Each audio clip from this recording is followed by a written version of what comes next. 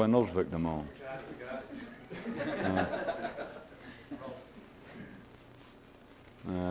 Matt Monroe, Frankie Lane. I'm going to do one more night of just in the house. You people out of town watching this, remember you don't have to keep this hidden. If there's people that's been showing up, just tell them what it is. It's not the normal run of taping, and they're welcome to see it. I just don't want it on cable in your local city. I'm going to do a little more of what is tied around a kind of brief history of what I tried to do based upon all the prefaces I gave you. That's not really much of a history about me or et cetera, but it's a more a setting and a proper milieu of this kind of activity and the overall scheme of life. I point out to you that when I first started this, I put out advertisements and I used general terminology that I thought would appeal to the Gurdjieffites of the time, with a little Sufism thrown in with the ads and the handbills, which is basically the core of what he was doing, many of his ideas and etc. And those who showed up, as I said, for a while I established all sorts of stringent requirements without much explanation. And then as far as something actually to do, the first one I gave them, what would appear to have been, if there was any core to this or any method to it, would have been that everyone should observe themselves, which is basically what Gurdjieff was. That was the core of his idea of self-remembering, and the Sufis and the Zens, and as I said, everyone else. By the way, if I don't run off the rest of the tape, I was going to point out, even though I've mentioned to you that all the religions, the basic rituals in religions are prayers, meditations, worry beads, that all of that still has to do with the attempt to focus attention. But I was also going to point out to you a second level of what conscience amounts to that religion took up. They became the defenders and apparently the great purveyors of the need not only to have conscience but to follow it, which was the same thing. But as I kept pointing out, after a while, those of you who have been around a while and those of you who haven't, this is your chance for the quick history. Then I slowly sort of drifted away from stringent requirements, and as those of you who've been watching this in other cities and et cetera for a few years, apparently with no requirements and apparently no discipline, no method, no system, no meditation, no prayer, no requirements of food or drink, other than me pointing out what you should know already about drugs and alcohol. But really not much of anything, of just talking. And I even pointed out last time that part of it was to try and let the air out of life, the intellectual life of man. So that brings you up to date for the last 3 nights. Thank you. Last 3 nights and the last many years. But to try and bring it to a temporary conclusion for the night, let me start off and give you this idea, that those who don't know can lie.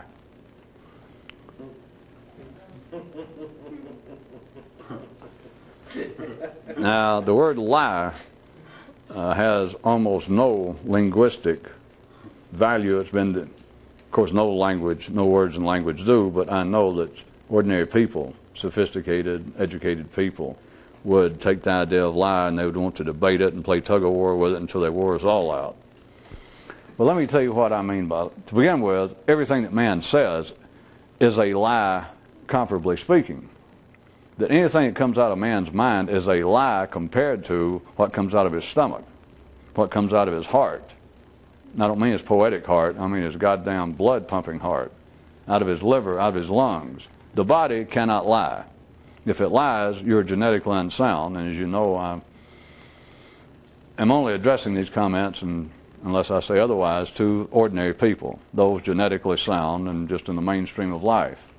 So assuming that you fit that general definition, the body does not lie.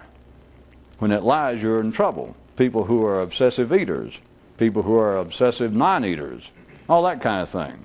The body's lying to them, amongst other things. But at any rate, the body does not lie.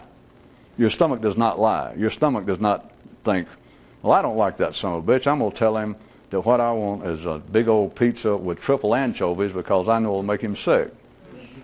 You know that doesn't happen. If you're an ordinary person, your stomach does not lie when it's hungry. If it's hungry, it tells you it is. And if it's not, it doesn't tell you that it is. And if you need a particular something or other, if you haven't been getting enough vitamin B or et cetera, you will suddenly think, God, wouldn't some fresh... I started to say calf's liver, but it almost gave me some good vitamin B1 pills. How about that?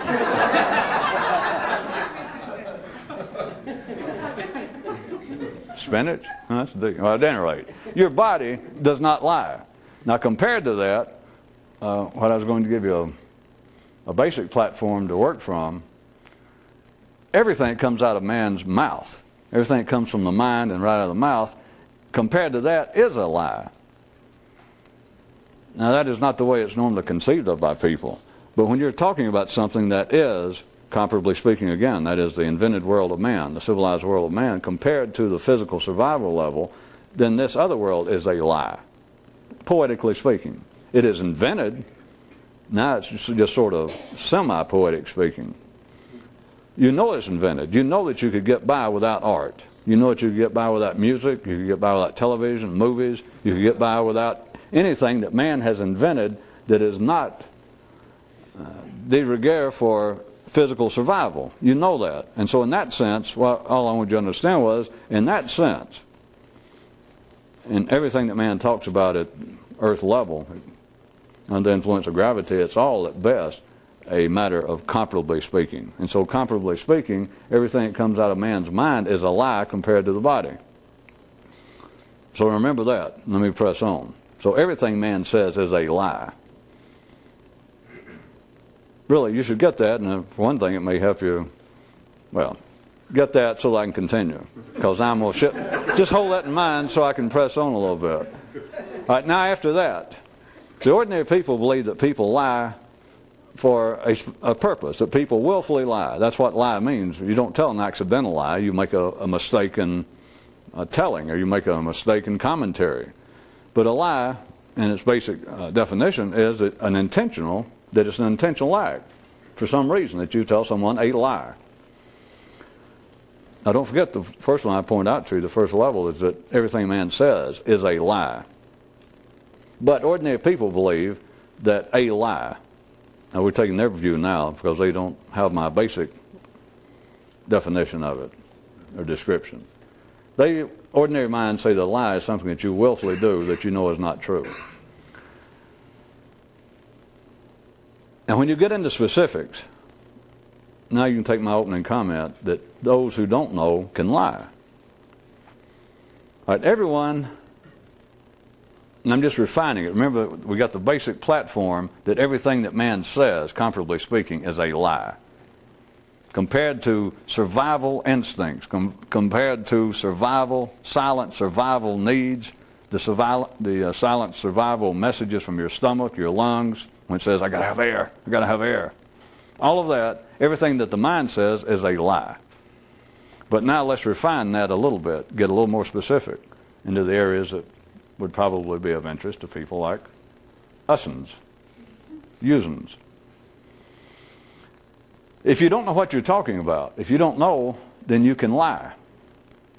Now the first proof of it is all forms of religion. Anyone that says that whatever reference they're using, we can take Christianity, and anybody that appeals to the Bible, and a preacher will stand there, or a priest, and say, well, you people should not be doing so-and-so. Or on the other hand, you should be doing so-and-so by God, and they shake the Bible because God said so.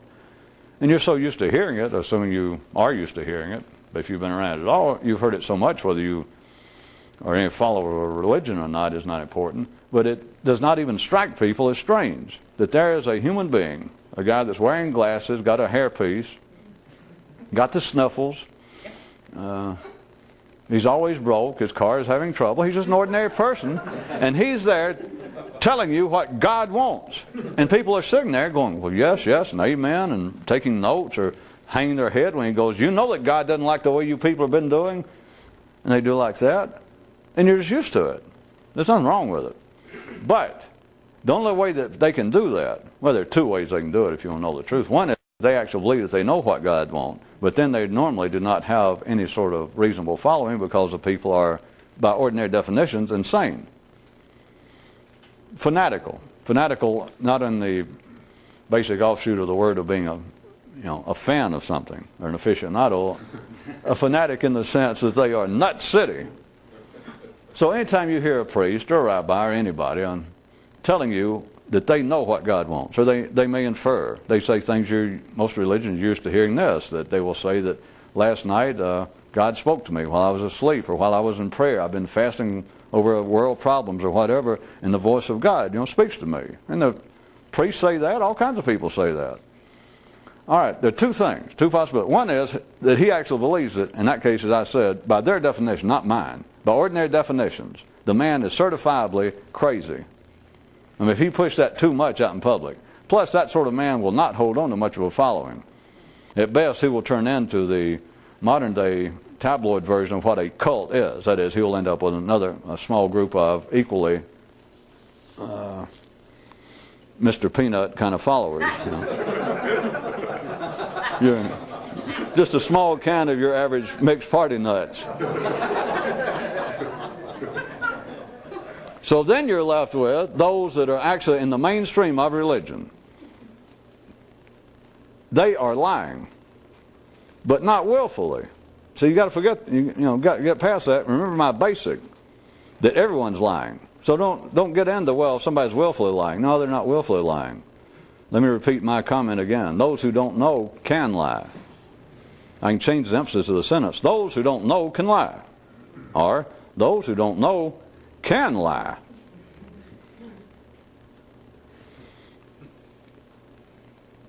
Some of you who are not as astute as Dr. Brown and myself in the use of the English language might, before it's over, prefer that I had inserted the word may instead of can, but to you I say sit on it. So I'm going to describe what I mean. All right, let's discount fanatics. That is, people who really believe that God talks to them. They're genetically unsound.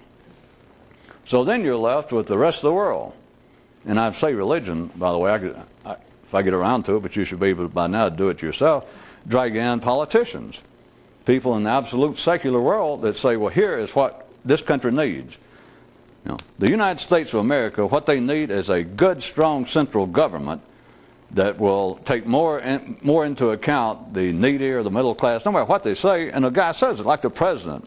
And he says things like that, and even if you're not of his party or just something, it just seems almost inspiring. If it seems to be rather non-partisan and you're not getting involved, he just says, this country needs stronger moral values. A country cannot stand. A country will not survive. History has proved it. If we do not bring back some morality, and I don't care what kind, I'm not preaching some particular religion, but some form of morality. And the crowds, the whole nation, if they hear it, the ordinary people will go, yeah, he's lying. I mean, if he believes it, he wouldn't have been president. But now when I say he believes it, now here's where it gets, I want you to understand, because we're not talking about religion or politics. I'm going to bring it around to trying to do this sort of thing and the operations of the human nervous system into the level of consciousness. He's lying in the sense that he does not know what he's talking about. A priest, just a good, sane person, a man, a preacher, a rabbi, any religion you want. Let's go back to religion because it's always the most widely embracing example from ordinary life. A nice ordinary priest or minister or rabbi. He does good work. He's always kind. He gives away most of his salary to anybody that needs it. He truly seems to be a paragon of his religion. And he speaks in apparently ways that are not upsetting to the congregation, that seems in line to whatever they expect from the Jewish, rabbi, Catholic, Baptist. But he does not know what he's talking about. Now, if you don't know what you're talking about, you can lie. In ordinary affairs, if you don't know what you're talking about, you can lie. Very seldom it happens with people. It happens obviously in science and mathematics. It happens in medicine. It happens in things that could be a matter of life and death at that time, either life and death physically to somebody or to the participants involved, or life and death to your career. But other than that, in just ordinary affairs, people lie to one another. I'll remind you one more time, remember my basic definition of lying, everybody's lying already. And so you make a mistake to go, wait a minute, you're right, some people do lie in relationships. Everybody lies in relationships. You got to remember that. We're just trying to bring some of it a little more into focus. If you don't know what you're talking about, you can lie. Now, see, we've already established that everyone lies, so playing that nice game of symbolic logic, then it also proves that nobody knows what they're talking about, which you already knew that, except for those of you that just wrote that down.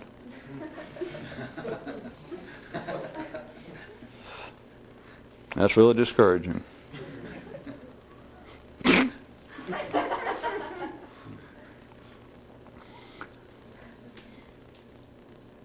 you remember last night that we were taping, I pointed out that one of the problems, I put it to you this way, I said that you cannot, with expectations of any profitable results, come right out and tell people the plain, blunt truth about what mysticism is, what this kind of stuff is.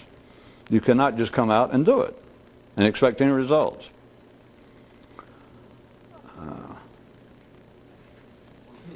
So based upon my opening comment, then could you already, those of you that are majoring now in symbolic logic and air conditioning repair, could you from that already spring forward and surmise, as many people do since the Aztec kingdom has completely collapsed, it now seems safe that many people can go ahead and surmise now without fear of being sacrificed. It has completely fallen, hasn't it? That, if you do know, you can't lie. See, that's the other side of it. There Brutus and Shakespeare and everyone else lies the supreme rub. That if you do know, you can't lie. Now remember, ordinary people, and we can go past now just religious figures in mainstream religion into the areas of those attempting to run Sufi schools or Fourth Way schools or Zen schools or all forms of meditating schools based upon some historical lineage they claim, or based upon teachings from one particular yoga or prophet or somebody. They can speak with authority about the ideas, but then they can speak with authority about we must all either meditate, we must all be vegetarians, we must all pray 7 times a day and face 2 degrees east of Greenwich Mean. We must do something, and they say it specifically, and they say it with authority. And I'm still assuming we're not talking about fanatics now, because they will attract their own crowd. But we're not talking about fanatics. We're not talking about people who actually believe this. But by me keep saying believe this and not believe, remember my definition of lying. At least you think, well, wait, there are some people running would-be mystical schools somewhere that are actually frauds. Everybody's a fraud. You should have written that down when we started tonight. Everyone lies when it comes from the mind. You've got no choice. It is a lie. It is not based upon the same kind of reality as the body. It's things non-mental. And so in that sense, they are all a lie. So you understand the absolute folly, once you understand that, or once you see that, the folly then of saying, wait a minute, and you look at some politician or some spirit or somebody, and you listen to him talking, you go, I'm not so sure he's all that sincere. That could be just an act. He could be lying. Hell yeah, he's lying. How do you tell a human's lying? His lips are moving. That's it. So you've gone off on the wrong premise if you look at one specific person. One more time. Now let's leave out fanatics. We're talking about someone that seemed fairly reasonable, that's teaching, let's say, some form of Zen meditation. And Sufi path to the realization of the loved one, whatever he calls it, and whatever that he says, it seems to be with some conviction. And he does not seem to be an idiot. He does not seem to have any great personal hidden agenda. It seems to have some historical precedent. That doesn't seem to be just one guy that popped up out of a sunflower garden somewhere and went, ooh, and there he is, and he says, hey, I'm here. He says, no, I studied with so-and-so. He claims something.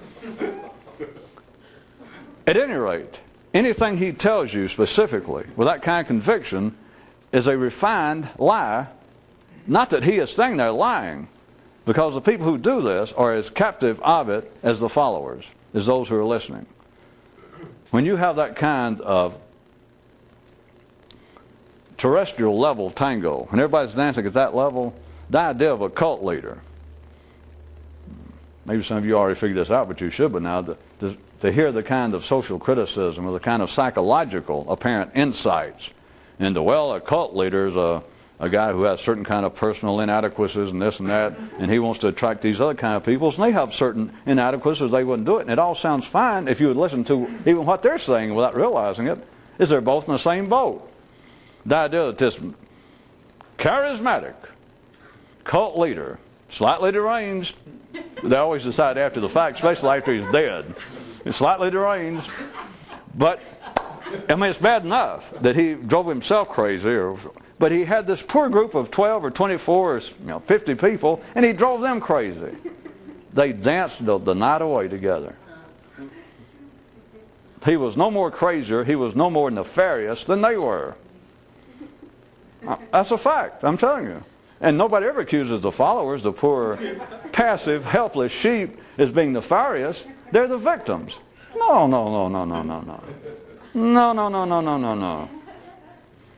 There's several ways to look at it. It's unimportant. But if it takes 50 of them to dance with the one guy, they were in worse shape than his. Think about it. He does not know what he's talking about. To call it a lie is to misname it, and it's to miss the whole point I'm trying to drag you to before the next 35 minutes run out.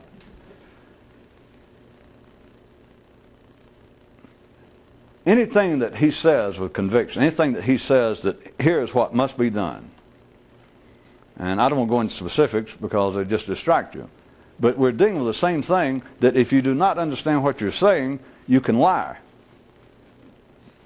Now I'm going to change it. If you don't understand what you're saying, you can talk about what you don't understand as though you do. It's the same thing. Do you hear it? That a person, and it's not a matter of lying. It is somebody who got caught up. I don't give you a quick, and he, let's say, reads a particular, some Sufi book or some Tibetan book, and he reads the idea, and it gets translated around to the liberation of the mind.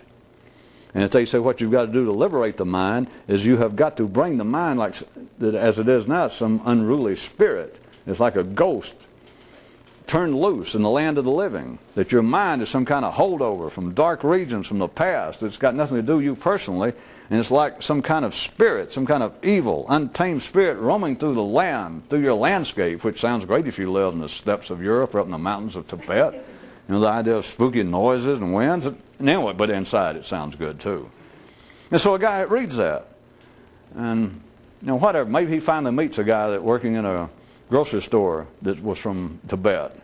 And he talks to him a while. And that becomes the closer he's gotten. But he reads every book he can get on Tibetan mysticism. Maybe I stretched it too far, outsmarted myself. He probably should meet somebody. I'm trying to now use like a contemporary American example. He should probably meet some Tibetan monk somewhere. Saved his money and got over there, and no matter what happened. But he comes back and he says, I am a follower of a certain school. And he knows more than the people he attracts. He puts out a flyer, hands out handbills. Are you interested? Have you ever wondered about Tibetan mysticism? Have you ever been interested, or it might state, the oldest form of mystical Buddhism was the Tibetan form. The oldest unbroken line of mystical teachers comes from Tibet. If you're interested, come see so-and-so or call such number. So some people show up that's read some books. And he starts then expounding, trying to add some little personal touch through his personal charm and charisma onto what he's gotten out of the books. It's not even necessary that he actually went to men of muck, because many of them just get out of books. They usually try to infer something else. But for whatever reason, he didn't have enough talent on piano or tap dancing, and so he ended up doing this, which is how many people end up doing this kind of stuff and in the ministry, in case you never figured that out. They just didn't have enough saleable talents to get on stage any other way. And this is the easiest, if you never thought about it. I don't mean this, what I'm doing, but religion. It's just the pagan. Priests don't make anything near rock stars, and even off-Broadway actors. The guy can start teaching something and develop some kind of following. But he is as much in the dark as those that he's teaching. There's no way to prove this. It's just whether you can begin to hear it yourself and understand how it balances out. He does not know any more about what he's talking about than those that come to listen to him. And the more that he seems to have the more that he seems to speak with some authority, the more he can lie. The more that they seem to actually take notes and take very strong attention when he says, listen, we must do so-and-so. The one thing we must do is you must remember with every breath the captivity of the human spirit. That is at the heart of this particular line that he dug it out of some book he found somewhere. That this is the form, this is the pure form of Tibetan Buddhism, the mystical chord, the mystical line directly from Buddha himself. It had to leave India because as soon as he died, he can start telling all kinds of stories. Maybe he's listening to me and picked up enough, he can make up stories about followers picking it up, and they immediately began to dilute it and pervert it. And it was carried by a few group of people, and they left. They were disgusted seeing it turned already into a religion a few years after Buddha's dead. They ended up in Tibet. They think, let's get the hell out of here. So he says, this is the only true form, this is the only practical form left. And there's one thing above all, that you always got to come up with this. There's one thing above all, you will never liberate the mind without this. And it's always got to be that. And Christianity is the conversion, the admission, I guess, the confession of sin, I guess would cover most of Christianity. That they'll say no matter what else, whether you ever get baptized or whatever their particular rituals, that most of the mainstream would say, at least in common, without the confession of sin, that you need the church. Without that, you got no hope. All right, so let's say that this guy, he teaches without the continual remembering with each breath of the captivity of the human spirit, you're done for. And no matter what they ask him, he develops this kind of little following, develops some sort of little school, and they go off on weekend retreats, and he takes questions like, well, I'll try to, what's bothering you in your personal life struggling with this great effort? And somebody says, well, I found out that I still have such a temper, I get mad at my mates, and I'll forget about even coming here to the meetings. I'll forget about trying to liberate the mind. I'll get mad and I'll get jealous. What can I do? Kind master. And he says, well, first off, you got to remember this. Without the continual recollection with each breath, you cannot do anything. Oh, I understand what you're saying. We all have a temper. We all are greedy. But the cure, we already know. The cure is if we would remember the captivity of the human spirit with each breath, then that would bring us to a state of liberation, wherein we'd be free from such mundane, crude patterns of behavior in this life. It takes that, notwithstanding the aforementioned fanatic, charismatic fanatic, I'm discounting from that because he becomes the raison d'etre of the group itself. The cult itself is just him. But we're discounting that. If any sort of little mystical school grows to any size, it develops into anything, it will be built around a central theme of some practice of what we must do. And the larger the following becomes, the more the person saying it, the stronger becomes his conviction. And he still doesn't understand what it is. But it doesn't matter to him. It doesn't matter to anyone, because if you do not know, you can lie. You can lie. Now, do you understand it a little more now of what I was attempting to point out? You can lie. See, everyone is lying. But then you can lie in specific areas, and it's not a lie. You've got no conception of it being a lie. If you grab the minister out of the pulpit of some mainstream church anywhere in this world, let's just take Christianity again, and you said, does God talk to you? I mean, the stuff you get there every Sunday, and you preach these sermons telling people, you should do this, you should not do that. And you answer personal questions. You tell people, oh no, you cannot gamble and expect to go into the kingdom of God or whatever. And he said, do you know that all this for a fact? And he goes, well, yes. And you say, well, how? You know, some of that's not in the Bible. And he says, well, now this has been my whole life. I've devoted to, God called me at an early age. I felt well, I'm trying to think of the way a Christian, he would say, the Spirit of God moved upon me at an early age and called me to His work. And so all my life I've been meditating. Well, they wouldn't say, I've been praying. I've been studying the Holy Word, trying to ascertain what God would want in modern times. Because the Bible, of course, was written 2,000 years ago. And we didn't have slot machines. We didn't have the state lotto. And so you're right, it's not in the Bible. And then he begins, what amounts to is a refined lie, but he does not know what he's talking about. But he is not aware of it. And it's not a fraud. Because as long as you don't know, you can lie. Did I change the emphasis more precisely this time? That is, to him it's not a lie. But you do understand what I'm saying, don't you, by now? That anybody who stands up and telling you what God wants, they don't have a clue what's going on. None. I don't care who it is. Anybody tells you, well, and I don't know whether they call him God, Jehovah, anybody that appeals to an extra systemic force, and they tell you that they know, or they tell you that anybody knows. Well, I can refine it more than that. If they believe there is one, and that they know, and that they personally, not just believe now, not just believe, because you can say, well, I believe that the Miami Saints are in our bathroom. And you can go in there and look, and they're not. And you can drag me in there, and I go, well, okay, I thought they were. But now you know they're not. See, there are different kinds of belief, different levels. People, this minister, fine, upstanding, mainstream minister, and you say, all right, you actually believe that there is a God that made this, some entity. Oh, yes. Well, no doubt about that. Get on to the point. I mean, that's understood. And you go, and His will is known to you. What He wants. And He has all these attributes. He knows all about gambling and greed and lust, which nobody ever wants to question. Well, how does He know about this stuff? Well, He invented us. Well, but anyway, and you say, but what you're saying to the congregation, you understand that. I mean, there's not a doubt in your mind. And he goes, no, I wouldn't sit there and lie. I mean, are you saying, do you think I would get there and preach the Word of God if I was an atheist, if I didn't believe there was a God? You can say, well, no, not that much.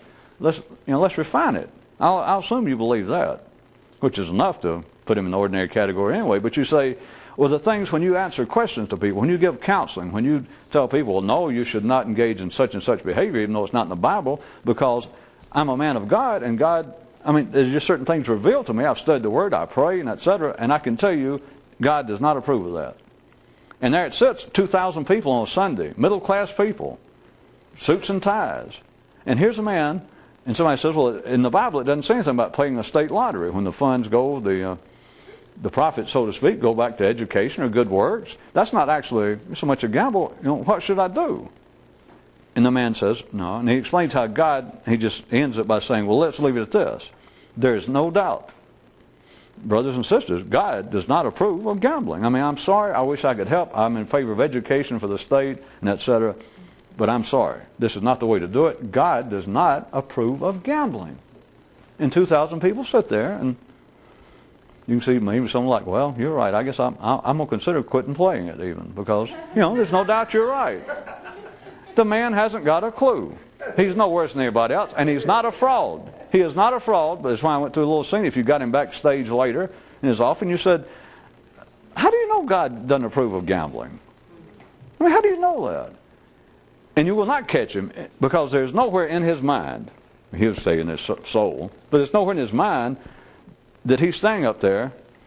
Again, if he's mainstream and ordinary, that he stands up there and thinks, God doesn't care whether you gamble or not. Or he thinks, I don't know whether God cares whether you gamble or not.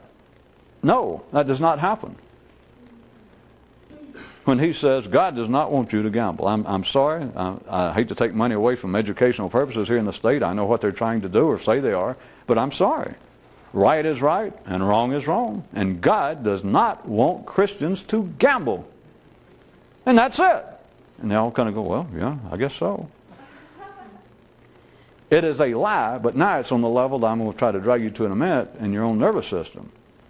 It's a lie, but it's not at the ordinary level of any consequence, because if you don't know, and he doesn't know, he got no idea what God means, he got no idea what he means when he says God, he got no idea what other people meant when they said God before he was born, he's got no idea if there is a God, if there's some great force that is a lot better person than he is, which I guess is the crudest example you can give of a God is surely somebody somewhere is better than I am.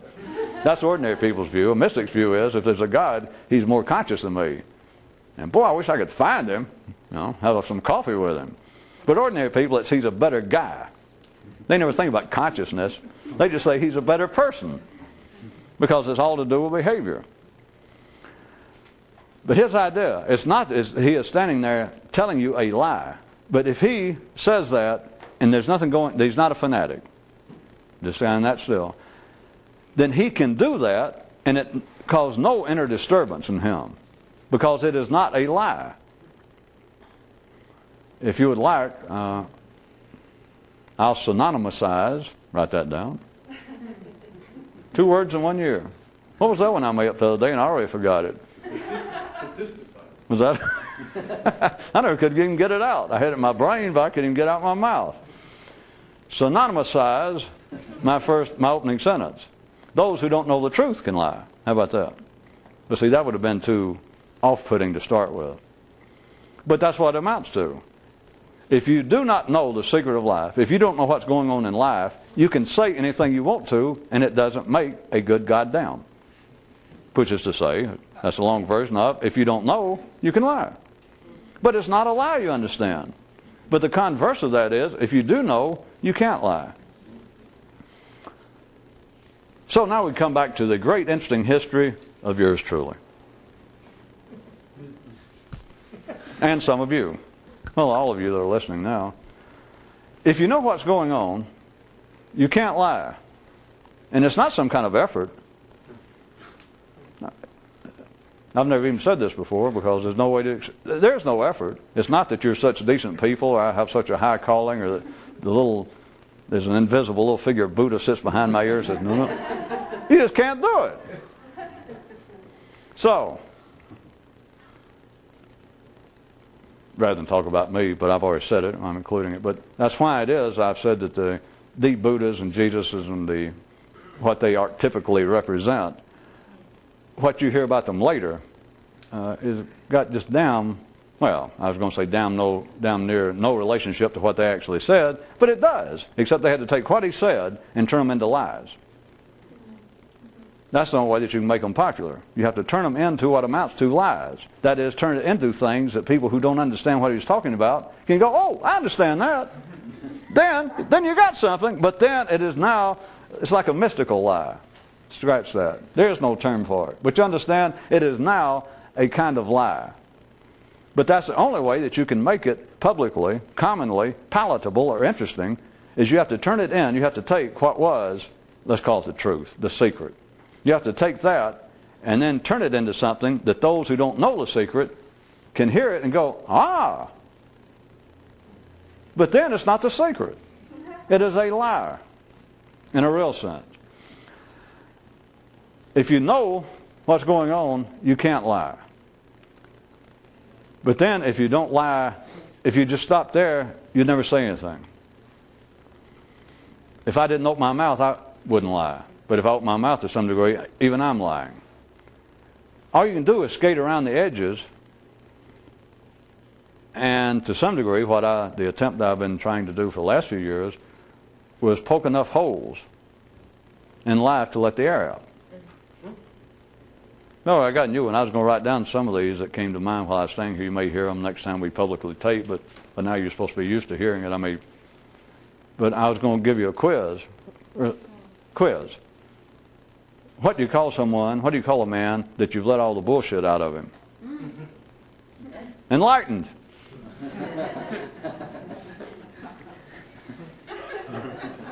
A crude telling, but I will admit, effective. That there's no bullshit left. You can stand around and you can shoot the bull with people. You can talk about music and sports and cars. But if it comes to anything just about beyond that level, anything of any slight importance to somebody like us, you've really got nothing to say. And every time you open your mouth, you run the risk of lying.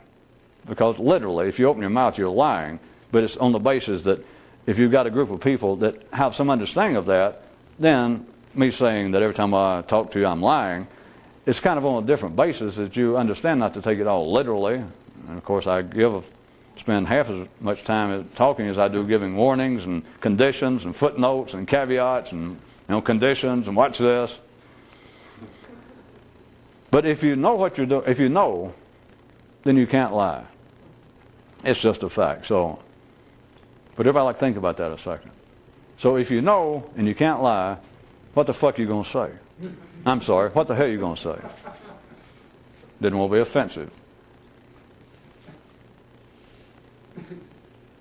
What are you going to say?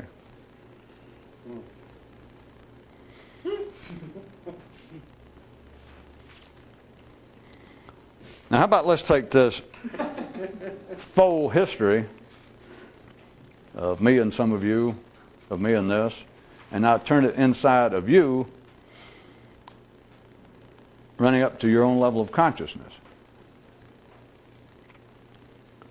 If you don't know, and we're speaking solely in the world of consciousness, of the mind, not the body, just isolate it.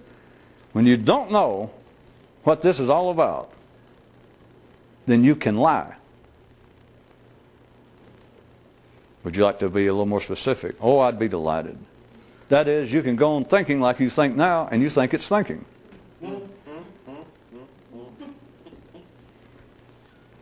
It's not thinking.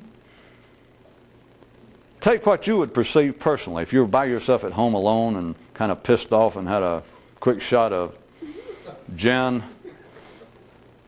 who is it in life you think's the real bullshit artist? Maybe it is priests and ministers or whoever, politicians. I mean, people you think are used car salesmen or whoever it is, you just, when you hear the words, phony and bullshit artists, you think, goddamn, all of them, yeah. All right, them, that's you. I don't mean psychologically that you are what you pick on. That is the human nervous system, because anything that reaches your level of consciousness and you take that as being thinking, that's a used car salesman trying to sell you something he knows is going to fall apart. It's a preacher telling you, well, God don't want you to gamble. God doesn't want anybody to gamble. And the man doesn't know. He doesn't know any more than you do. But see, people laugh at some of that. I could get an ordinary audience, probably a good part of what I said tonight, to go for some of it or chuckle. But you'd hear the chuckling come to an abrupt, we'd have a break-o moment. When you try to point out that that is exactly what goes on in the human nervous system up to the level of consciousness. Because if you do not know, you can lie. If you do not know, you can lie. Now, I've already pointed out to you that everything that the mind does, comparably speaking, is a lie.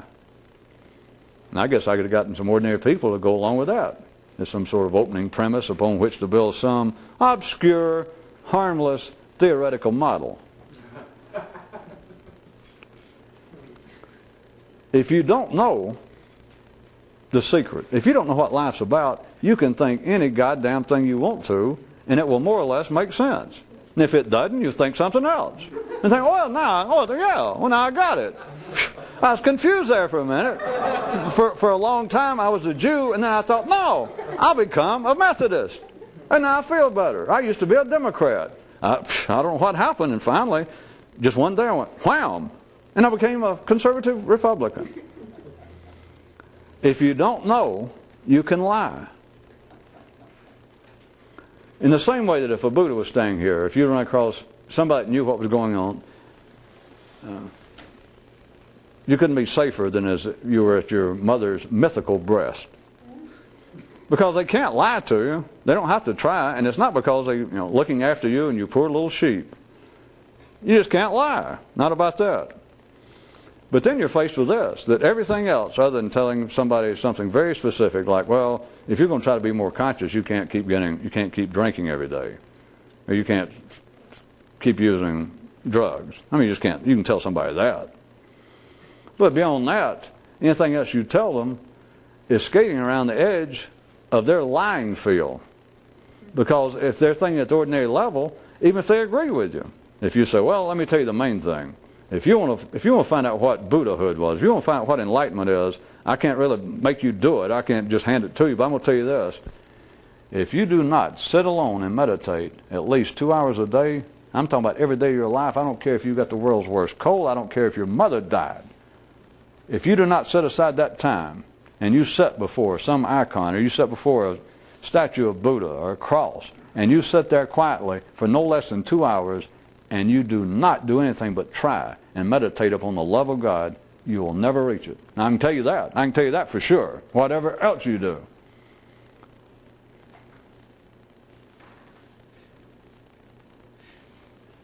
Wouldn't that be nice? But not when you don't have that. What are you left with? What is it you think that you hear from somebody like that? But they're not there to protect you. They're not there looking after your poor level of consciousness. It's not that, assuming that the secret is actually a secret that could be told, it's not that somebody who knows it is withholding it, like, well, let's see who deserves it, or I like the story that every now and then pops up that some guy will claim that he is actually now some wide awake or enlightened man, and that he could have gone ahead and disappeared into the great world of Nirvana or Pearl Jam or somebody and been with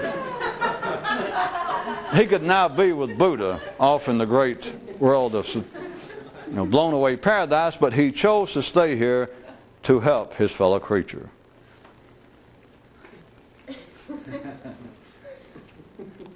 I've just always been delighted personally. Nobody asked me that Buddha died before they started that shit about the enlightened ones, the ones who consciously, willfully decide to stay here.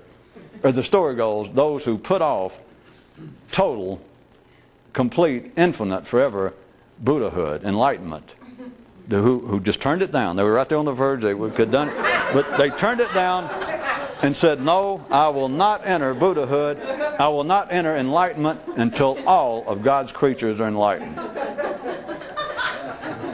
It can sound silly, but it's the same thing as charity. I don't mean helping somebody who's fallen, but the whole idea of charity or helping your fellow man in a theoretical sense, it's the same thing. Well, let's see. I'll put off helping myself. Well, sure, I could quit drinking, but it'd be a lot more fun to go help other people with their drinking problem. Or the best example, in case you don't know, is psychiatrists. I mean, the kind of people wired to be psychiatrists, they're faced at an early age of realizing, I'm going to be spending most of the rest of my life probably in institutions or else having to pay large sums of money for treatment enough sufficient to keep me out of institutions. Why should I do that? Wait a minute. I'll become a psychiatrist. Not only will it not cost me to be crazy, I'll get paid for it. Imagine. You like the one before this great, greasy dance floor. They're doing the tango, and this time it's not a cult leader and his little band of followers. It's a psychiatrist, a man with $1,000 suits, graduate of Harvard. He's dancing there with 200 patients. Day and night they glide. One is crazy as the other, if you like the word crazy. One is sane as the other. But think about it, it takes 200 of them to match him. Think about it. And you're going to him for help. And it takes 200 people to counterbalance his insanity. Well, if you like that one, think about the Pope and 5 million followers. Or a preacher, a minister, and 2,000 member congregation. him helping, you know, my subject is sin. That's the thing I'm against, and I'm here to help you. And there he is dancing with a 2,000 member congregation, and they never think about, wait a minute, he needs 2,000 people to counterbalance what he calls sin. We call it crazy. I think you get the point. But you're going to have to, because we're running out of time again.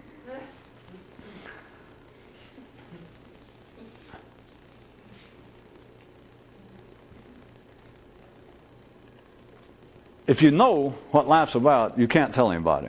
And you don't hide it because of some consideration for their low level of consciousness. You do not hide it. There's stories. That's where I got off the track there for a second, was people who claim that they could be in some great state of more enlightened consciousness, except it would take them out of the mainstream of life, and they want to stay here to help everyone else to reach that same plateau.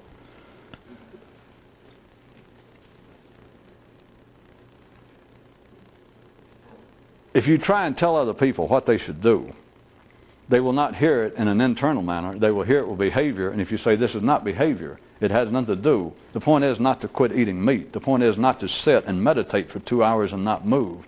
The point is not to turn the other cheek physically when somebody hits you. That's not it. It's that internally, what you think of as being your life, which is what would make you react to all of that, which is what would either attract you or distract you from the kinds of things I just said, is this inner life. And it is all a lie.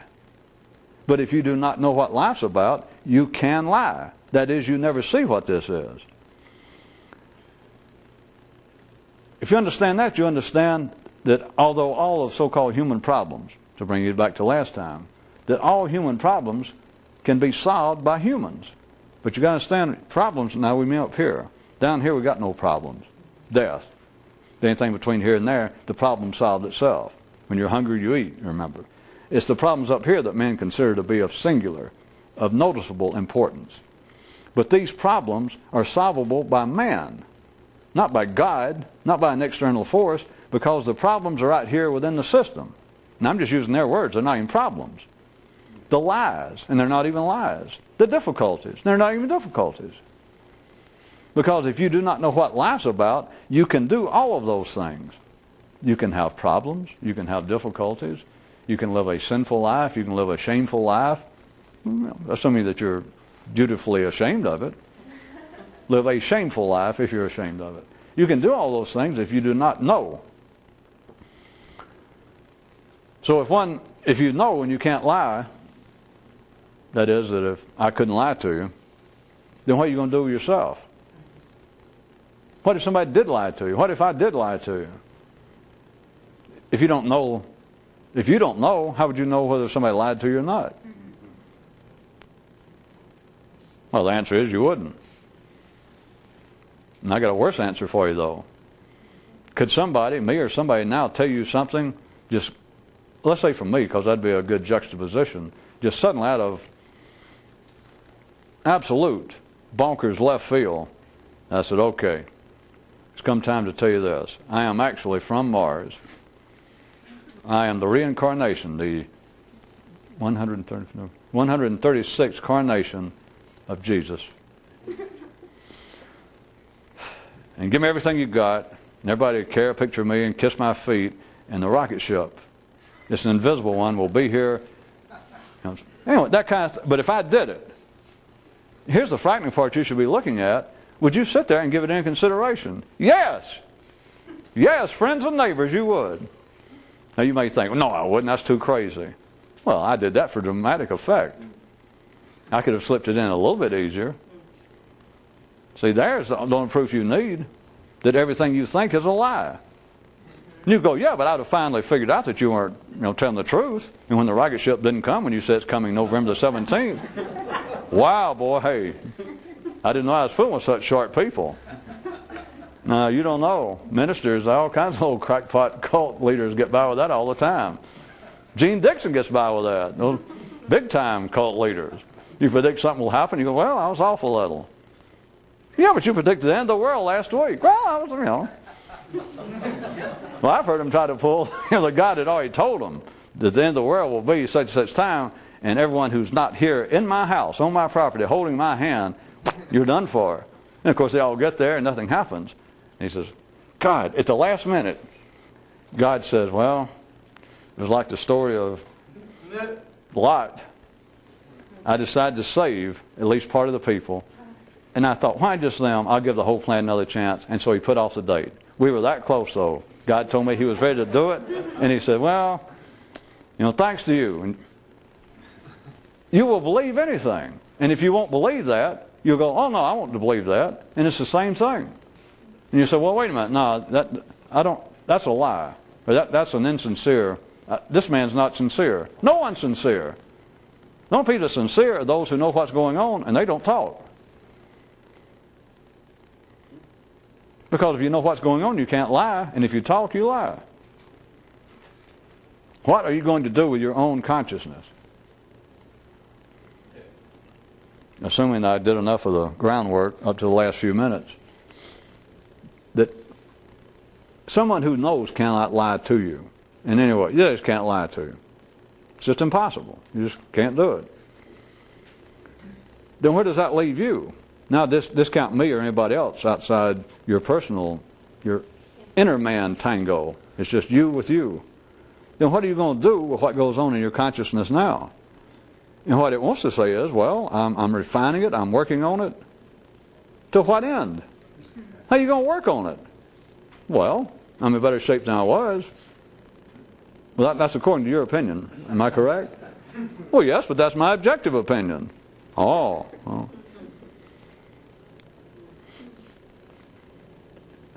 Where would it put you if tonight, the last 3 or 4 nights, has any effect? If you understand that everything that normally goes through, well, everything that goes through your mind at your ordinary state, which we'll consider all of you are in your ordinary state, that everything that goes through there is a lie. You do not know what you're talking about. And don't say, well, I got it from a book. I got it from an expert. He did not know. But it doesn't matter. See, ordinary people, they would immediately have the defense against that. They could say, well, that's so ridiculous that I hate to even object to it, but you're wrong. Because if you're saying that everyone, even experts, that no one knows what they're talking about, life couldn't be like it is. See, they missed it again. I'm right, and they're right. They don't know what they're talking about, and they say, yeah, but if they didn't, life can't be like it is. Sure it can. Just look. But if you listen to your nervous system, it says, no, it can't be both ways. That what you just said is either wrong, or that your critic would have been right. It can't be one or the other. I say that no one knows what they're talking about. No one understands what they're talking about. I don't care who they are. They do not understand what they're talking about. That's one of the things about being an expert is you refine it down to a point that you can almost defend. I mean, so I'm a mathematician by God, and I say 2 and 2 is 4, and I say that you're full of bullshit because I understand that 2 and 2 is 4. See, because and he can say, yeah, you got me. Because if you refine it down to one thing, or a man can say, you cannot fix a fuel injector with a cement block. I am a mechanic. I'm certified by the state of Rhode Island. If you refine something, a man can do that and pass it off. But he doesn't understand where mathematics fit in. He doesn't understand life. So if no one understands what they're talking about, if I'm correct, then how can it be that life is as it is and that man keeps progressing right along? Because it doesn't matter, that's why. But your ordinary mind, listen, your ordinary mind. Of course, some of you now can sort of tap dance around the sun, almost on the surface of it. But still, you do know that that cannot be. Your mind, later, go back and cool off. I'll get off stage and cool off and think, no, that makes my head hurt. That if no one knows what they're talking about, and life keeps progressing, and we live better, more technology, things keep improving, and nobody knows what they're talking about, how can it be? Don't do that. How can it be? That's the answer. How can it be is right in front of you. It's because it doesn't matter. And your mind, because of what it is, says it does matter. It can't be that it doesn't matter or things wouldn't be like this. And you think, ordinary people are always worried about some cult leader or somebody getting them in their grips and lie to them. God, that's child's play. That's nothing. It's look what you do to you. And you wait for somebody external to solve it. Nobody can solve it. Only you can solve it. But you can't solve it by any means that your mind says, well, I'll work on it. Your mind doesn't know what it's talking about. Well, yeah, but I don't know everything, but I'm getting closer. Well, come see me when you're closer. Of course, if you get, what I mean by closer, when you get there, come see me. Then you don't have to. Or you'd call me up on the phone and hold up to your eye and go,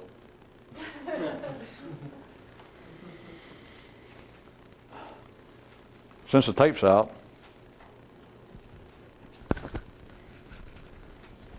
I ought to teach my tongue to flap like the end of the tape ran up. That's no fun anymore.